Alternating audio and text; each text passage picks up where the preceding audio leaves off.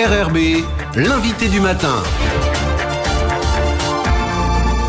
Et ce matin, nous sommes avec le capitaine Rossignol, officier de communication à la DSCGR. Bonjour. Bonjour. Merci d'être avec nous ce matin après le passage de Ruby. Les alertes seront levées d'ici 30 minutes sur l'ensemble du territoire. Ça veut dire que le phénomène est maintenant terminé. Est-ce qu'on pourrait faire un premier bilan d'abord de ce passage de Ruby ? Est-ce qu'on a déjà toutes les remontées de terrain ? Actuellement, on est toujours dans une phase de reconnaissance sur l'ensemble du réseau routier primaire et secondaire du territoire. Les foyers n'ont pas tous retrouvé l'électricité. On a des remontées de terrain qui nous informent de déboulements sur certaines voies secondaires qui empêchent les sociétés d'électricité d'aller rétablir le courant. Donc on est encore dans cette période de reconnaissance. C'est pour ça qu'il y a cette phase de sauvegarde qui est une phase tampon qui permet aux services publics d'aller faire ces levées de doute et remettre les voies de circulation, libérer les voies de circulation et rétablir les réseaux. Mais d'un point de vue humain, pas de pertes, pas de blessés. C'est assez positif. C'est vrai que la dépression tropicale forte Ruby a eu un impact sur l'eau, mais pas d'impact sur la vie. C'est vrai que les gens ont bien respecté les règles. On a eu quand même quelques frondeurs, des gens qui sont sortis, qui sont allés à la plage. On a pu le voir à la télé ou sur les réseaux. La police nationale nous a fait part aussi de une dizaine de magasins qui ont été verbalisés parce qu'ils étaient ouverts. Plus une cinquantaine de personnes qui circulaient aussi, qui ont été verbalisées. Pareil sur le Mont d'Or. Bon, c'est toujours un peu de l'imprudence parce que si ces gens-là, il leur arrive quelque chose, c'est les services de secours qui vont venir leur porter secours et on met en danger encore d'autres personnes. Voilà, donc c'est pour ça qu'il y a ces alertes d'interdiction de circuler. Donc c'est positif. Les alertes ont été bien suivies. L'objectif est atteint. On n'a personne qui est mort, personne blessé.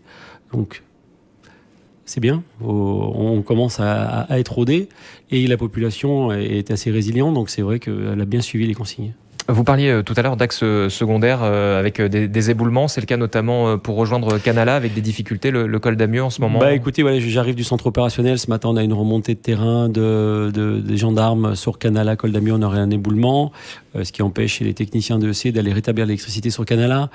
On est en train de voir si ça peut être réglé au niveau communal ou s'il faut dépêcher sur place d'autres moyens pour libérer les voies d'accès.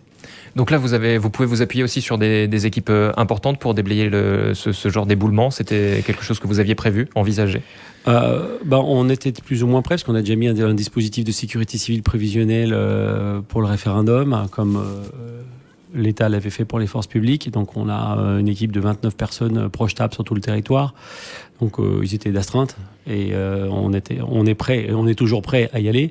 Et on a la chance aussi d'avoir 45 collègues de métropole, des sapeurs sauveteurs, des blayeurs, dont le métier est justement de libérer des voies d'accès. Ils ont des engins lourds, ils sont là temporairement, mais c'est un point positif pour nous. Si on en a besoin, l'État donnait l'accord qu'on puisse bénéficier de ces forces-là. Donc ça fait partie des choses qui peuvent permettre de, par exemple, rétablir du courant plus vite, de rétablir des axes routiers, l'OPT ou autre ? Oui, l'objectif pour nous, c'est de remettre la Calédonie en état de marche, comme elle était avant le cyclone, que tout le monde ait de l'eau, l'électricité, qu'on puisse circuler librement et en toute sécurité. C'est vraiment une gestion de crise interservices. Il faut savoir que quand on parle du centre opérationnel de la sécurité civile, il n'y a pas que nous. On a l'OPT, on a l'ENERCAL, la CDE, on a les gendarmes, on a la police, on a les forces armées, on a le service des mines d'énergie du gouvernement, on a la D3T pour Inforoute. C'est vraiment un travail collectif. Et c'est ça que je veux souligner et les remercier parce qu'ils se sont investis pendant 48 heures sur le pont pour informer et faire les remontées de terrain, sécuriser des installations, mettre à l'abri la population dans les centres refuges. On a vu des photos circuler des gendarmes qui prennent la population, qui les emmènent et les évacuent dans les centres refuges. Donc c'est vraiment un travail collectif de tous ces acteurs pour atteindre un objectif commun, c'est la protection des personnes. Et pareil pour le rétablissement. Maintenant que le cyclone est passé, on rentre pas chez nous et puis on continue notre activité. EEC, s'ils ont des difficultés, on l'a eu fait dans le passé, ou au PT, on a des moyens de sécurité civile, on peut les projeter en hélicoptère pour les rétablir des relais. Donc c'est vraiment un travail collectif on y va tous ensemble pour remettre la Calédonie en état de marche. Vous avez pu vous appuyer, vous le disiez, sur les moyens déployés notamment pour le référendum. Ça a été une aide précieuse pour ce passage de la dépression tropicale. Je confirme, c'est vrai que le réseau gendarmerie a été pour nous une aubaine parce qu'il y a un tel maillage qui avait été mis en place. On a pu surfer dessus, si je peux me permettre, et on avait des gendarmes dans toutes les localités qui ont pu faire remonter via leur autorité et après chez nous les informations sur la route, sur l'impact sur les habitations. Donc c'était vraiment très très bien ce réseau de maillage. Oui. Et ça a permis de prendre des meilleures décisions plus proches du terrain, notamment on peut penser aux alertes, à l'évolution de... Alors, il faut distinguer les alertes et après les remontées de terrain. C'est-à-dire que les alertes, c'est Météo France. Il faut savoir que comment on décide des alertes. On a un comité technique qui est présidé par le président du gouvernement, qui est le directeur des opérations de secours. Et on a le directeur de la sécurité civile, ses équipes, et puis Météo France. Donc sur les prévisions Météo France et avec les différents aléas. Et ce qui est un peu nouveau dans le paysage, c'est que les cyclones, les alertes cycloniques sont basées sur le vent depuis toujours. Et depuis maintenant 2-3 ans, avec Météo, il y a un gros travail qui est fait pour y associer les cartes de vigilance. Parce qu'il faut savoir que Météo, quand ils commencent à produire les cartes cycloniques, ils arrêtent les cartes de vigilance qu'on connaît, forte pluie, forte houle et fort vent. Donc on couple ces deux informations. Et ce qui nous a permis d'affiner en fin de compte l'alerte, parce que le cyclone n'était pas encore chez nous, qu'on était en alerte orange et rouge sur certaines zones. Et alerte orange et rouge forte pluie, c'est quoi ? C'est de la pluie, c'est de l'inondation, montée de criques et des problématiques de population qui peuvent être inondées et des routes barrées. Donc voilà, c'est tous ces paramètres-là qui font qu'on donne l'alerte et on essaye de donner cette temporalité-là. Souvent, on a des réticences par rapport à des communes qui ne veulent pas passer en alerte tout de suite pour différentes raisons, qui sont les leurs. Mais il faut savoir qu'on ne peut pas enfermer les Calédoniens, ils bougent. On a des gens qui partent du nord, qui vont au sud pour travailler, du sud qui vont au nord, et ainsi de suite. Donc on veut éviter que les gens circulent. C'est pour ça que les alertes sont passées comme ça. Sur l'évaluation et sur après la remontée de terrain, pendant la phase où le cyclone nous impacte, on collecte un maximum d'informations. La première chose, c'est mise en sécurité des gens, que tout le monde soit chez soi ou dans un centre d'hébergement. Et deuxième phase, c'est toute la remontée de terrain. Et selon les remontées de terrain, il y en a que c'est juste de l'info, et d'autres c'est de l'action, c'est une demande d'un retour. Il va falloir faire quelque chose. Chute de végétaux, câble au sol, éboulement... personne prise dans un cours d'eau, ça c'est déjà arrivé. Et là, on doit apporter une réponse de sécurité civile. Donc, soit immédiate, soit différée et programmée. Ça va être le cas aujourd'hui, selon le retour entre les éboulements, les chutes de végétaux. On va définir une stratégie qui soit locale, soit avec des renforts territoriaux. Votre prochaine réunion, c'est à 11h ce matin? À 11h, prochain point de situation. Là, toutes les équipes ce matin font le tour des communes pour évaluer les dégâts avec les maires. Donc, quand je fais le tour des communes, c'est par téléphone. On a des équipes de terrain, mais elles sont sur Coné et sur Nouméa. Avec les services d'incendie de secours, la gendarmerie, on recoupe tout ça et à 11h, on fait un point de situation. Donc là, ce sera certainement le dernier Ce sera certainement le dernier, oui. D'accord. Et donc, à part si on a, de l'ordre de nos reconnaissances, découvert un éboulement qui nécessite des travaux sur plusieurs jours. Un premier événement de la saison, c'est plus compliqué à gérer que les autres. Il faut remettre la machine en route ou alors tout est bien huilé et ça repart assez facilement. On se remet tout le temps en question. Alors, je peux pas dire, on est rodé. Moi, ça fait 30 ans que je suis là et j'ai fait de nombreux cyclones.